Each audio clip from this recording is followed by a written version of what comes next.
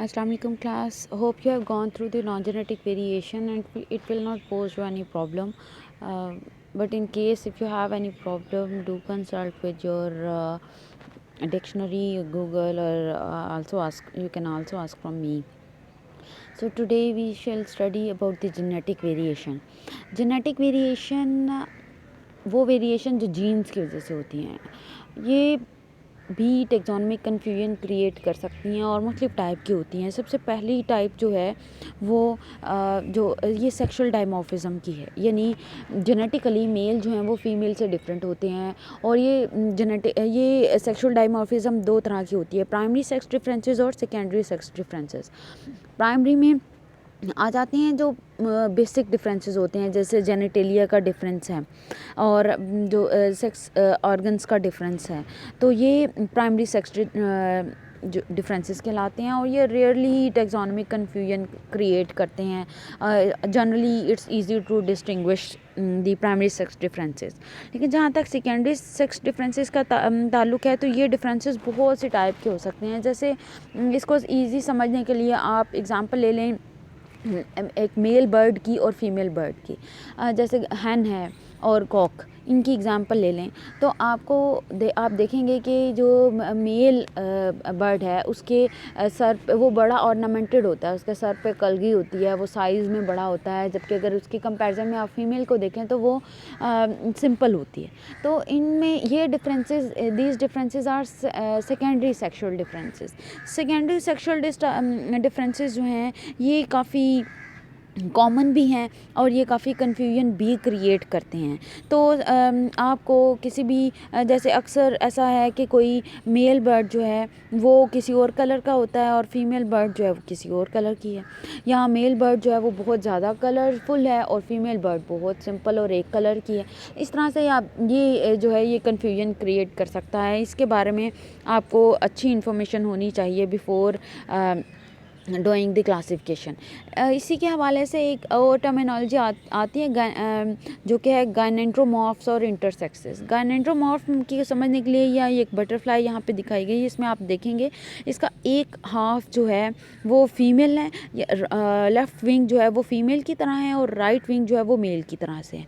ये कुछ sex hormones के सेक्स क्रोमोसोम्स के डिफरेंसेस की वजह से इनमें ये आ सकता है, इस तरह से फॉर्म आ सकती है। तो आप अगर ऐसी कोई बटरफ्लाई आपको मिलती है तो आप ये कह सकते हैं कि हो सकता है कि आपने एक नई स्पीशी डिस्कवर कर लिया। हालांकि ये एक नई स्पीशी नहीं है बल्कि ये ब्लेंड है मेल और फीमेल कैरेक्टर का। तो इसी तरह से कुछ इस तरह हो सकता है और कुछ गैनेंड्रोमॉर्फ्स जो हैं वो मोज़ैक मैनर में हो सकते हैं, यानी स्कैटर्ड हो सकते हैं, कहीं कहीं मेल कैरेक्टर और कहीं कहीं फीमेल पैचेस की फॉर्म में नज़र आ सकते हैं। गैनेंड्रोमॉर्फ्स जो हैं वो ये जो इंटरसेक्सेस होते हैं वो गैनेंड्रोमॉर्फ से इस तरह से अलग हैं कि उनमें मेल और फीमेल कैरेक्टर्स की ब्लेंडिंग होती है और ये मेल टेंडेंसी और फीमेल टेंडेंसी जीन के बैलेंस जो है उसका अपसेट हो जाने की वजह से होता है, जिसकी वजह से फिजियोलॉजिकली जो है वो ये मेल टाइप भी है और फीमेल टाइप भी इंडिविजुअल जो है वो नज़र आता है। इनमें ब्लेंडिंग होती है, आप ये कह सकते हैं मिडल सेक्स जो है वो इंटरसेक्स कहलाती है। इसके बाद आ जाता है एक और डिफरेंस जो है वो है रिप्रोडक्टिवली डिफरेंट जनरेशन। हम जानते हैं कि बहुत सी इंसेक्ट्स में, बहुत से एनिमल में अल्टरनेशन ऑफ जनरेशन होती है, जिसमें एसेक्सुअली जो रिप्रोड्यूसिंग जनरेशन होती है वो सेक्सुअली रिप्रोड्यूसिंग जनरेशन से बहुत ज़्यादा डिफरेंट होती है।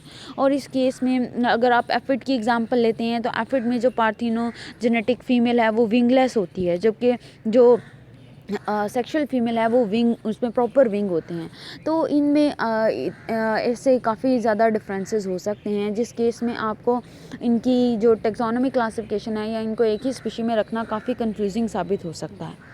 तो ये इस तरह से ये रिप्रोडक्टिवली डिफरेंट जनरेशन्स का भी आपको पता होना चाहिए कि ये जिस स्पीशी को आप क्लासीफाई कर रहे हैं क्या उसमें अल्टरनेशन ऑफ जनरेशन है या नहीं। इसके बाद सेक्सुअल एंड यूनिपेरेंटल स्ट्रेन, ये भी उसी में आ जाता है। इसके बाद आ जाता है ऑर्डिनरी जेनेटिक वेरिएशन। ये दो तरह की होती हैं, एक होती है ये आप पहले से जानते हैं, एक होती हैं डिसकंटिन्यूस वेरिएशन और जो शार्प वेरिएशन होती हैं यानी वाइट या ब्लैक और उसके दरमियान कुछ नहीं है, और एक होती है कंटिन्यूस वेरिएशन जो कि ब्लेंड होता है, जैसे कि वाइट और ब्लैक, और उसके दरमियान बहुत से शेड हैं, जैसे कि ग्रे है, जैसे कि और बहुत से ब्लैक टोन में या वाइट टोन में आ जाते हैं। तो इस तरह से बहुत से शेड हैं, ये कहलाती हैं कंटिन्यूस वेरिएशन। अब आप जानते हैं कि पॉपुलेशन में पॉलीमॉर्फिज्म होती है। जैसे आप आई को देखें तो आई कलर के मुख्तलिफ अलील्स हैं, इस वजह से मुख्तलिफ आई कलर्स पाए जाते हैं।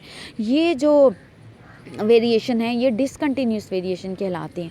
अब बाज़ औक़ात ऐसी वेरिएशन, ये डिसकंटिन्यूस वेरिएशन ऐसे भी होती हैं, जैसे कि यहाँ पर हेमिप्टेरा की एग्जांपल दी गई है, जिसमें क्या है कि एक जीन विंग को कंट्रोल कर रहा है और एक जीन विंगलेस को कंट्रोल कर रहा है। यानी अगर इंडिविजुअल में वो जीन जो कि विंग ऐसा आएगा जो कि विंग इम्पार्ट कर रहा है तो उसमें विंग्स होंगे, अदरवाइज़ उसमें विंग नहीं होंगे। तो ये एक बड़ा चेंज है।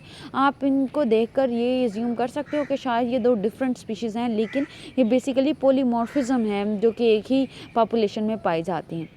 इसके बाद लास्टली आ जाती है कंटिन्यूस वेरिएशन। ये कंटिन्यूस वेरिएशन यही है जो कि जैसे कि आप हाइट में डिफरेंसेस देखते हो, जैसे कि आप कलर में डिफरेंसेस देखते हो, तो ये डिफरेंसेस को आपको इसका पता होना ज़रूरी है और आप इनको इनकाउंटर आपको करना आना चाहिए। जब ये आपके जहन में ये सब के सब नॉन जेनेटिक और जेनेटिक डिफरेंसेस होने चाहिए जब भी आप फील्ड में जाते हो क्लासिफिकेशन के लिए। एक और बात क्लास आपको बतानी थी, ये आपकी बुक का जो चैप्टर नंबर 4 है, जो लास्ट चैप्टर है, इसके बिल्कुल एंड पर जो है वो ग्लॉसरी दी गई है।